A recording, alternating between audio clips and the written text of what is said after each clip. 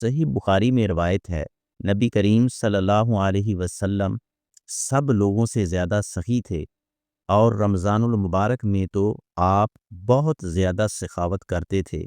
بے شک آپ صلی اللہ علیہ وسلم خیر و بلائی کے ہر معاملے میں تیز چلنے والی ہوا سے بھی زیادہ سخی تھے۔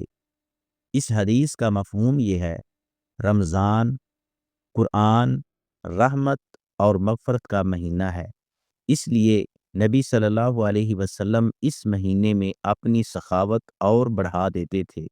جس طرح تیز ہوا ہر طرف پہنچتی ہے اور رکے بغیر چلتی ہے، اسی طرح آپ صلی اللہ علیہ وسلم کا صدقہ ہر ضرورت مند تک پہنچتا تھا، بغیر کسی تاخیر اور بغیر کسی تنگ دلی کے۔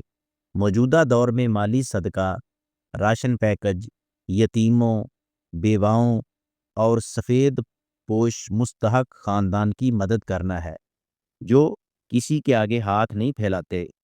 روزہ دار کو سحری اور افطاری کروانا، زکوٰۃ اور فطرانہ وقت پر ادا کرنا، کسی بیمار کا علاج کرنا یا عیادت کرنا، علم سکھانا، سب سخاوت میں آتا ہے۔